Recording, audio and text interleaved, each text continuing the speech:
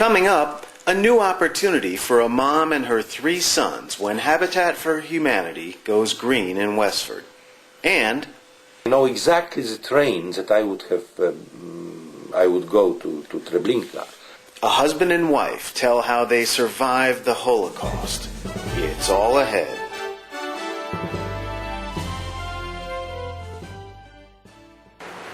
Good afternoon and welcome to SunCast. This new Habitat house will be energy efficient, giving a mom and her 3 sons a unique opportunity. Definitely our dream come true. With the help of Habitat for Humanity, Renee Barassa and her sons, Zachary, Nathaniel, and Tony, will own a home on Williams Ave in Westford. I love coming every Saturday and being able to, help out and see all the different people come from everywhere. Local volunteers have donated their time and resources, while Renee is required to put in 400 sweat equity hours to build her new home. She'll purchase the affordable house with a low-interest mortgage. Habitat's mission is really to give people a chance. It's a hand-up. It's not a handout. It's people who are working, making a living, trying to do the best they can for their families. In Renee's case, raising her 3 boys.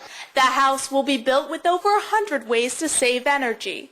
Habitat is also aiming for Platinum LEED certification, the highest score for green construction. Her energy bills in this home will be 50% of what a normal home would be. The green home is expected to be finished by August, in time for Renee's sons to go to school. Kids are now getting excited where they actually see, the windows in, and they can kind of tell the bedroom now. And there's something about home ownership that's different than renting an apartment. Something about creating roots. And her boys will have roots here. This will become their home. Up next, he hid in a dirt hole. He worked in a Soviet labor camp. Rita and Alex Bloomstein tell how they survived the Holocaust. It's a part of the story of the war that is not very well known, but this is how we survived.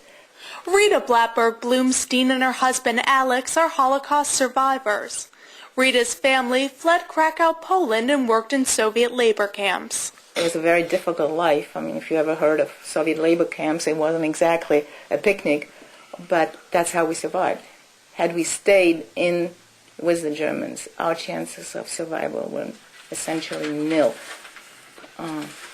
Something like, maybe, correct me if I'm wrong, Alex, 1% of the Jews in Poland survived. Right. Alex's family was forced into a Jewish ghetto in Grodno, Poland. His father, Chaim, was the only surgeon, which allowed the family to stay alive longer and not be sent to a concentration camp. I was not taken because I was not on the list.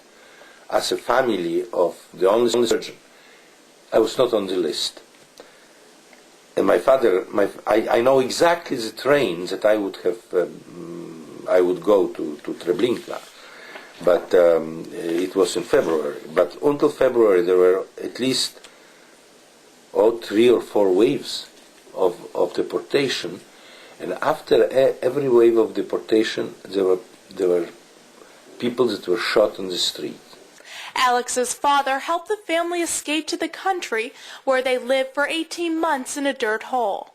Here we cut out a passage that, someone, a grown man or woman, can go in.